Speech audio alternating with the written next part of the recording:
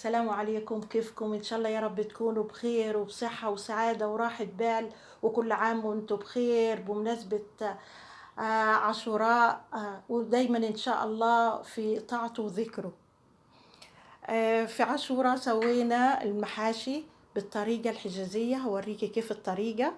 وسوينا حلا، آه،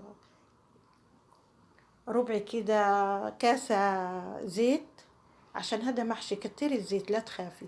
وبصلاية كبيرة تقطعيها يعني صغير، وتاخد كده لفتين شوية، وتحطي ملعقة توم مطحون. نقلبها شوية كده، وأنا فرمة الطماطم ومعاها ملعقة صلصة، وحطيتها عليها، بس خليها تتكشن شوية. وهنا البهارات، فلفل أسود وبهارات لحم وشوية قرفة ناعمة وببركة. ونقلبها ونخليها شوية. بنحط برضو مكعب دجاج. وأنا غسلت الرز، رز مصري، وصفيته كويس وقلبته. وبنحط معاه دبس رمان، دبس رمان، وبحط كمان نعناع يابس.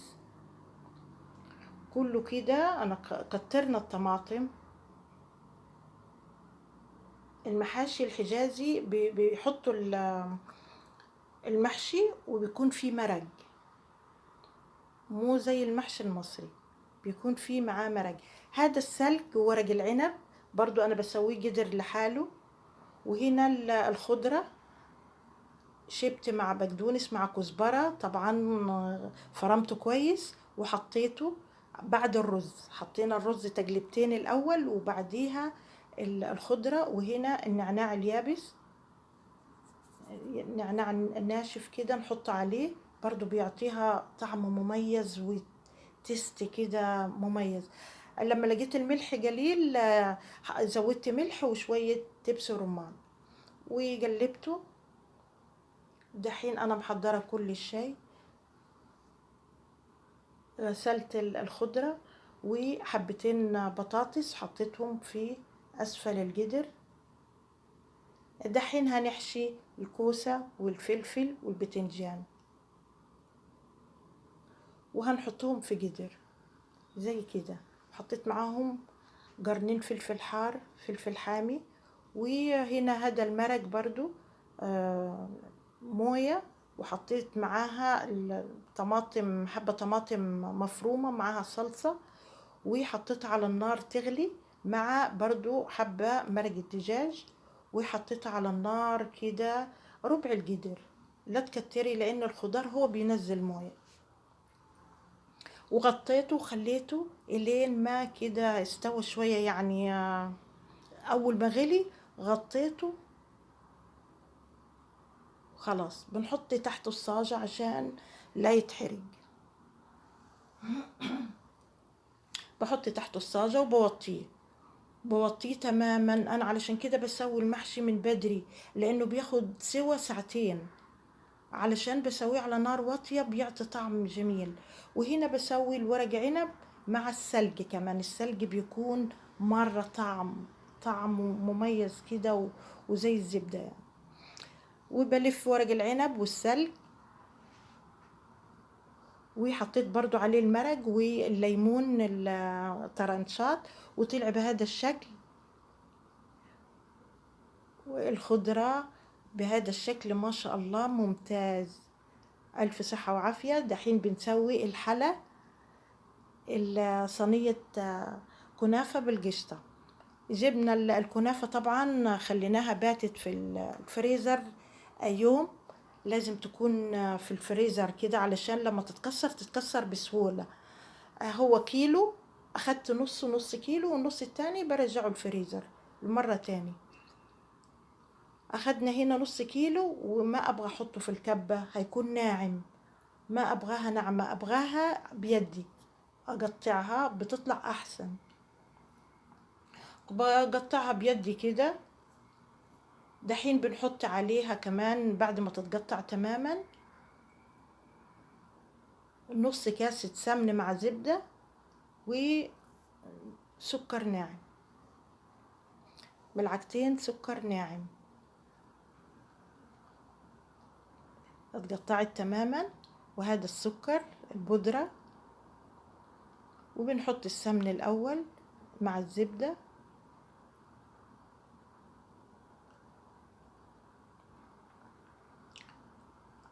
هي أخدت مني كاسة إلا ربع سمن وزبدة، يعني أنا بزود ربع تاني. الكنافة بتحب السمن عشان لا تيجي ناشفة مننا. وحطيت ملعقتين سكر بودرة وقرفة. وهنا صينية طبعا ما هي غويطة، دهنتها بالسمن. وهذا الكنافة مع السمن والزبدة والسكر الناعم، وكده لازم تلفيها كويس وتقلبيها كويس. دحين بنحطها كمان بعد ما اقلبها كويس، بنحطها في الصينية المدهونة سمن.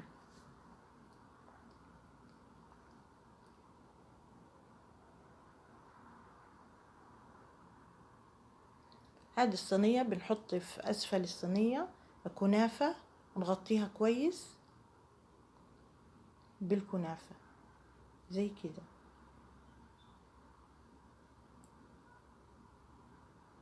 كله كده في السريع، ما أخدت معايا ساعة.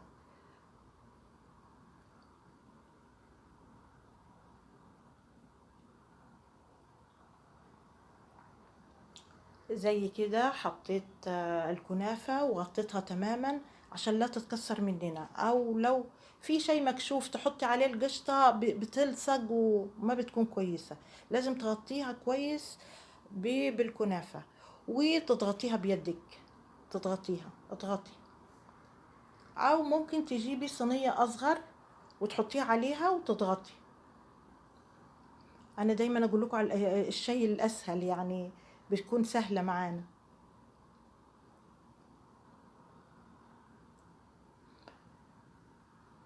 تغطاها بهذا الشكل الين ما صارت ماسكة. كل الصينية متغطية بالكنافة. دحين هنسوي القشطة.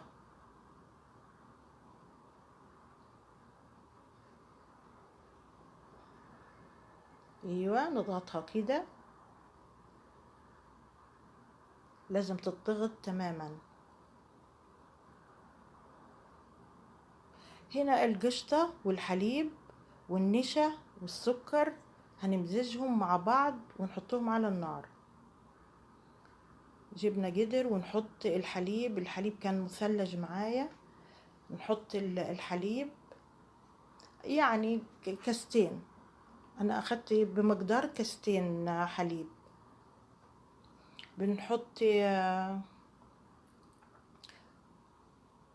بمقدار كاستين حليب وملعقتين سكر.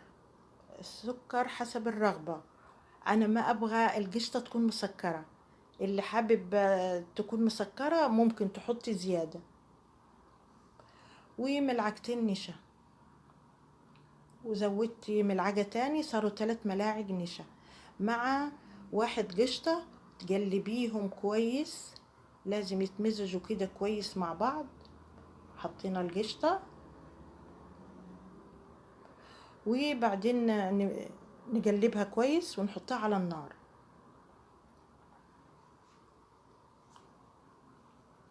ايوه لازم تتقلب كويس كده على البارد قبل ما تحطيها على النار. نقلبها كويس، كله على البارد. وبعدين بنحطها على النار. ما حطيت فانيليا، الشيرة فيها فانيليا. وادي الصينية انا سويتها، شو ماسكة ما شاء الله. ومسكت معانا ايوه زي كده، صارت زي المهلبية. دحين هنحطها على القشطة. والله انا بسرع معاكم علشان ما ابغى اطول الفيديو. كله سريع كده.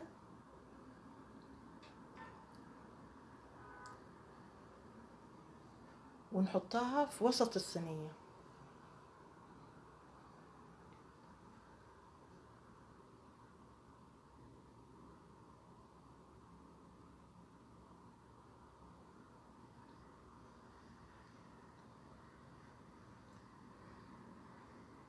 هذه هي القشطة.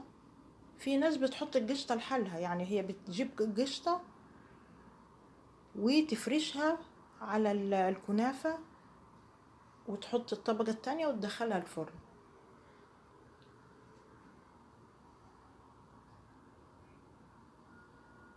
حطينا القشطة، ومعانا هنا ملعقة سكر ناعم على النص اللي باقي، نص كمية الكنافة. دحين بنحطها على القشطة. السكر الناعم بيعطيها لون ذهبي، بيساعدها انها تستوي مع السمن، بتعطيها لون احمر كده ذهبي.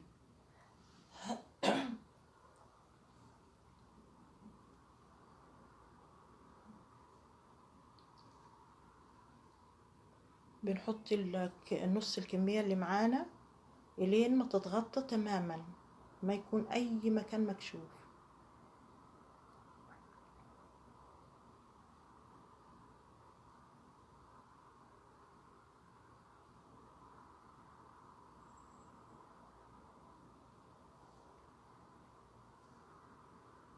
زي كده، وتطبطبي عليها كده بالراحة لين ما تكون متغطية تماما. وبدخلها على فرن 180 درجة، لازم يكون حار. انا فاتحة الفرن من ربع ساعة. ودحين بحطها في الفرن، وطبعا في الفرن في قدر فيه موية. دايما انا اي معجنات اي كيكات بحط قدر موية، بيطلع البخار عشان ما عندي المروحة في الفرن، بيطلع البخار يطريها. وهنا بعد ما طلعت شوفي شكلها ما شاء الله، لو تسمعوا الصوت القرمشة. حطيت معاها كاسة كبيرة شيرة، وزودنا قليل.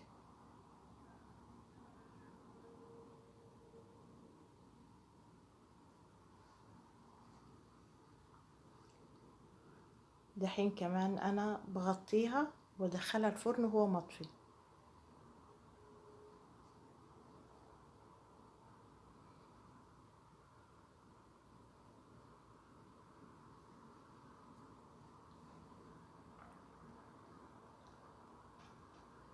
بخليها نص ساعة كده، وبعدين بطلعها على انها سخنة جدا ما شاء الله حارة. فخليها كده في الفرن الين ما تبرد شوية. ودحين طلعتها خلاص، بقطعها كده قدام حضراتكم تشوفوها. هذه هي صينية الكنافة بكل سهولة بكل بساطة، ما شاء الله دايبة ناعمة ولينة، ولسه سخنة شوية. يعني لو تركتيها شوية يكون أفضل. خليها لما تخليها تبرد تماما بتكون أفضل. أنا قطعتها هنا وما شاء الله شوفي القشطة سايلة، يعني كل ما تسيبيها بتكون أفضل. بس هما يحبوا ياكلوها سخنة، بيحبوها كده طالعة من الفرن سخنة. فقطعتها ما شاء الله. هذا شكلها طرية وناعمة روعة. وفي عاشورة طبعا احنا بنصوم عاشورة 9 وعاشورة أو عاشورة أو 11. وكل عام وانتم بخير، دايما في طاعة الله وذكر الله، ويسعد أوقاتكم ويسعد أيامكم يا رب. هذا هي شكلها ما شاء الله لين. وعملت معاكم المحاشي وصينية الكنافة. إن شاء الله يا رب تكون عجبتكم. أشوفكم على خير، في أمان الله.